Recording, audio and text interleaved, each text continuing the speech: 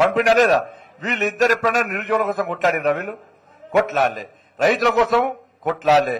ఇవాళ కనీసము ఆ ఆర్టీసీ కార్మికుల కోసం కొట్లాడింది ఎప్పుడైనా? వీళ్ళు దానికి కొట్లాడలే. ఇలా ఉద్యోగస్తుల కోసం కొట్లాడి 317 జియో కొట్లాడినరా? ఆడ కొట్లాడలే. రైతులు అకాల వర్షాలు నష్టపోతే ఎప్పుడైనా కొట్లాడినరా? కొట్లాడలే. ఇలా కొట్లాడింది ఎవరు? 150 రోజుల పాటు మీరు ఎంపీ గెలిపించిన తర్వాత మీకు చుట్టపులు ఎవరినా కూడా నిజామాబాదో ఆదిలాబాదో హైదరాబాదో ఎక్కడన్నా ఉంటే మేము బండి సంజయ్నకు ఓటేస్తామంటే వాళ్ళు శబాష్ అంటారు తప్ప గా బండి సంజయ్కి ఎందుకు ఓటేస్తామని ఎవరు అనరన్న.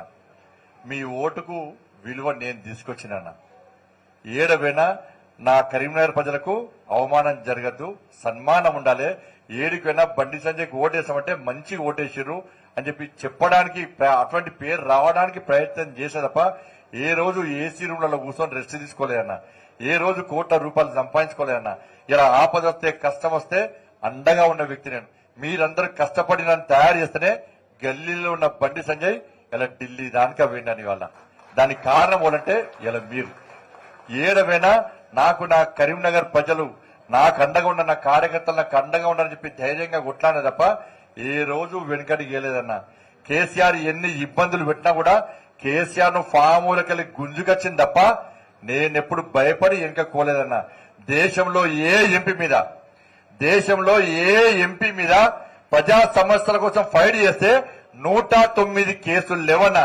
కేవలం మీరు గెలిపించిన బండి సంజయ్ మీద మాత్రమే ప్రజా సమస్యలు కొట్లాడితే 109 కేసులు నా మీద ఉన్నాయన్న. దేశంలో ఏ ఎంపీ జైలుకోలేదన్న ప్రజా సమస్యల మీద, ఏ రాష్ట్ర అధ్యక్షుడు జైలుకోలేదన్నా. మీరు గెలిపిస్తే నన్ను జాతీయ నాయకత్వం రాష్ట్ర అధ్యక్షుడు చేస్తే 2 సార్లు జైలుకేనన్నా ఈ తెలంగాణ రాష్ట్రంలో కేసీఆర్ పంపిన జైలుకు.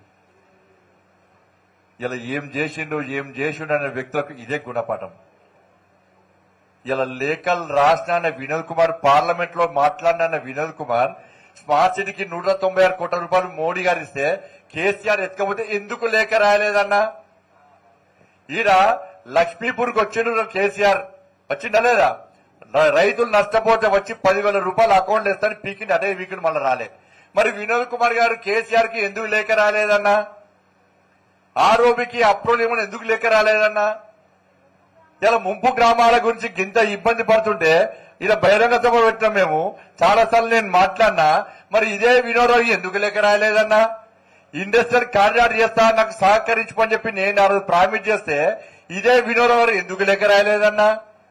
వేములవాడ దేవస్థానం ప్రసాదం స్కీమ్కి పెడతా అని చెప్పి నేనంటే వినోద్ కుమార్ గారు లేఖ ఎందుకు రాలేదన్నా? ఆంజనేయ స్వామి దేవాలయాన్ని రామాయణ సర్కిల్ కింద పెడతా అంటే ఎందుకు వినోదరావు లేఖ రాలేదన్నా? ఈయన పార్లమెంట్ లో గట్టిగా మాట్లాడితే కరీంనగర్ వరంగల్ రోడ్ ఎందుకు రాలేదన్నా? ఈయన పార్లమెంట్ లో మాట్లాడితే ఎరగతుది సిద్దిపేట రోడ్ ఎందుకు రాలేదన్నా?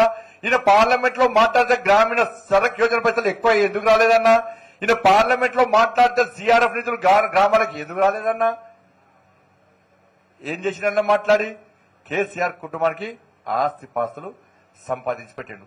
ఇవాళ మన గ్రామంలో బాజప్తా పోస్టర్లు వేసినాం. ఇవాళ మన బాజప్తా బుక్లెట్లు ప్రింట్ వేసి మనం పంపిస్తున్నాం.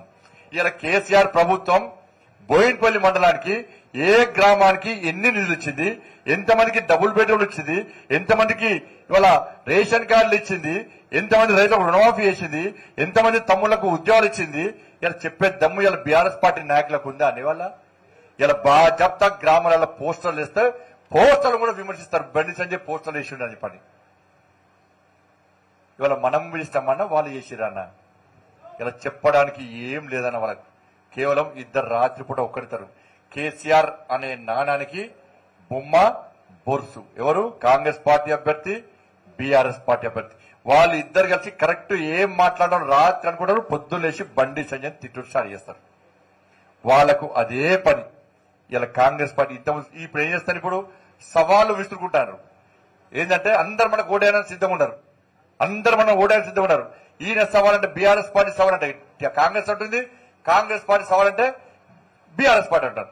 ఇలా నేను చెప్పిన రాంగ్. ఇప్పుడు నేను సవాల్ ఇస్తున్నా. ఏమని చెప్పినా అంటే ఇలా కాంగ్రెస్ పార్టీ 6 గ్యారెంటీలు కొన్ని హామీలు 5 హామీలు అమలు చేస్తామని చెప్తున్నారు వాళ్ళు. నేనన్నా 2,500 రూపాయలు మహిళల అకౌంట్ లో వేస్తున్నారు. ఇలా మహిళల అకౌంట్ లో ఎంతమంది మహిళల అకౌంట్ లో వేసారో స్పష్టం చేయండి. నేను పోటీ నుంచి తప్పుకుంటా. నేను పోటీగా తప్పుకుంటా. నేను 2,500 రూపాయలు ఎంతమంది అకౌంట్లో వేసి చెప్తే నేను పోటీ నుంచి తప్పుకుంటా. 4,000 రూపాయలు ఆసరా పెన్షన్లు ఇస్తున్నారు. ఎంతమంది అకౌంట్ లో ఆసరా పెన్షన్ ఇచ్చిరో చెప్తే నేను పోటీ నుంచి తప్పుకుంటా. ఇలా మహిళలకు తులం బంగారం ఇస్తున్నారు. ఎంతమంది మహిళలకు తులం బంగారం ఇచ్చిరో చెప్తే నేను పోటీ నుంచి తప్పుకుంటా. అమ్మాయిలకు పిల్లలు విద్యార్థులు స్కూటీలు ఇస్తున్నారు. ఎంతమంది స్కూటీలు ఇచ్చిరో ఇస్తేనే పోటీ నుంచి తప్పుకుంటా. నేను రైతులకు రుణమాఫీ చేస్తున్నారు. 15,000 రూపాయలు రైతులకు కౌలు రైతులకు ఇస్తున్నారు. ఎంతమంది రైతులకు కౌలు రైతులకు 15,000 రూపాయలు ఇచ్చిరో మీరు బాధ్యత బయట పెట్టండి. నేను పోటీ నుంచి తప్పుకుంటా. ఇలా రైతు కూలీలకు 12,000 రూపాయలు ఇస్తున్నారు. ఎంతమంది రైతు కూలీలకు 12,000 రూపాయలు ఇచ్చిరో చెప్తే నేను పోటీ నుంచి తప్పుకుంటా. 500 రూపాయలు బోనస్ ఇస్తున్నారు. 500 రూపాయలు బోనస్ అంటే 500 రూపాయలు లెక్క కాదు మనది. ఎంత? ఒక్క ఎకరానికి ఎన్ని క్వింటాలు వస్తుంది? 28 క్వింటాలు వస్తుంది. అవునా కదా? తక్కువ ఎక్కువ అంటే 28 క్వింటాలకు ఒక్క క్వింటాలకు 500 రూపాయలు ఇస్తున్నారు బోనస్. అవునా కదా?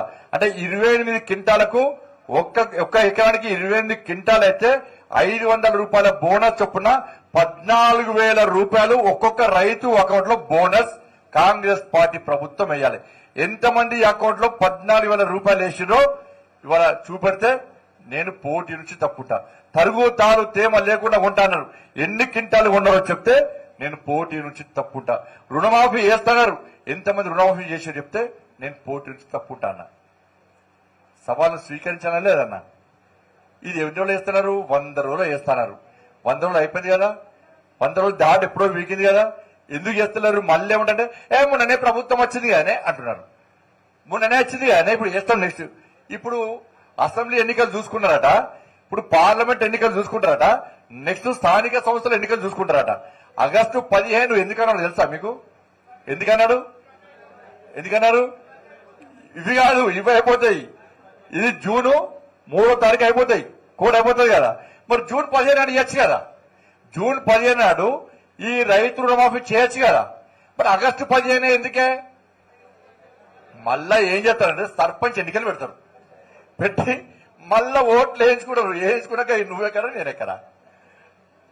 100 రోజులు ఇస్తానో ఇయ్యలేదు అన్న. ఒక్కటే బోనస్ ఈ తరుగు తాళ్ళెమ్మకు కొంటున్నారు కదా. ఈ రెండింటికి ఖర్చు ఎంత తెలుసా అన్న? ఈ రెండింటికి ఖర్చు ఎంత అంటే 5,700 కోట్ల రూపాయలు. 5,000 కోట్ల రూపాయలు ఎంత? దేనికి అంటే ఈ రెండు కలిపి తరుగు తాళ్ళెమ్మల కొన్నప్పుడు కూడా బోనస్ ఇస్తే 5,700 కోట్ల రూపాయలే. మరి 5,700 కోట్ల రూపాయలే నీ దగ్గర లేవే.